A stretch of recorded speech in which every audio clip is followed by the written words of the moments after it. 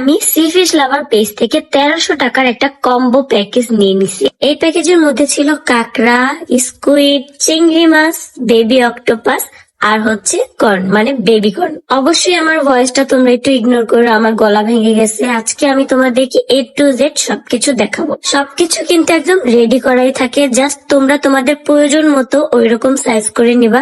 এই যে দেখো, আমি শুধু বেবি অক্টোপাসের মাথাটা কেটে নিচ্ছি, আর কিন্তু সব রেডি থাকে। এখন আমি ভালোভাবে লবণ দিয়ে খেয়েছে তারপর ধুয়ে নিব, যাতে করে এটার ভেতর যে ময়লাগুলো থাকে সেগুলো যেন সব চলে যায়। অনেকেই ভাবি আমরা সি ফুড রান্না করতে হয়তো অনেক ধরনের মশলা লাগে।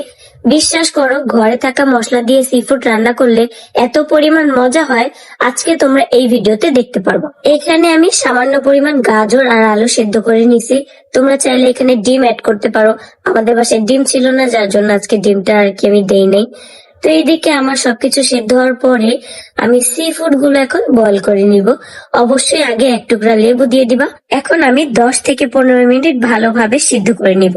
এখন আমার রান্না করার পালা। এই মশলাটা হচ্ছে হলুদ, মরিচ, জিরা, ধনিয়া, সামান্য পরিমাণে গরুর মাংসের মশলা এখানে আমি অ্যাড করছি। এই মশলাটা আমি একদম গোলায় নিছি, যাতে করে আমার রান্না করতে একদম সুবিধা হয়। আর এইটা হচ্ছে পেঁয়াজ কুচি আর রসুন কুচি। এখন আমি রসুন আর পেঁয়াজটা ভালোভাবে বাদামি করে ভেজে এখন মশলাটা অ্যাড করে দিব। এই মশলাটা আমি ভালোভাবে কষায় নিব।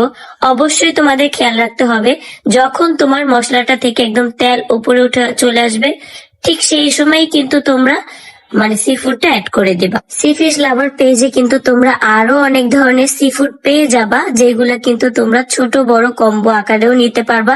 চাইলে কিন্তু তোমরা সিঙ্গেলও নিতে পারবা। মশলাটা ভালোভাবে কষানো হয়ে গেছে। এখন আমি সি ফুড গুলা, তারপর আমার সবজিগুলা আমি সবকিছু এখানে দিয়ে দিব। তোমাদেরকে আমি একটা ট্রিক শিখিয়ে দিই, সেটা হচ্ছে তোমরা কিন্তু চাইলে একটু গ্রেভি করার জন্য হালকা একটু কর্নফ্লাওয়ার গুলায় এখানে যদি দিয়ে দাও, তাহলে কিন্তু দেখবা ভালোভাবে একদম গ্রেভি হয়ে গেছে। একদম অল্প পরিমাণে দিতে হবে। এখন আমার পরিবেশন করার পালা। দেখো এখানে কত সুন্দর কালারটা আসছে। এখান থেকে কিন্তু আমি অর্ধেকটা ফ্রিজে তুলে রাখছি কাঁচা অবস্থায়, এটা কিন্তু তোমরা বুঝতেও পারো নাই। দেখো, 2 জনের হিসাবে কিন্তু এটা 4 জন খেতে পারবে, অনেকটাই দেয়া থাকে।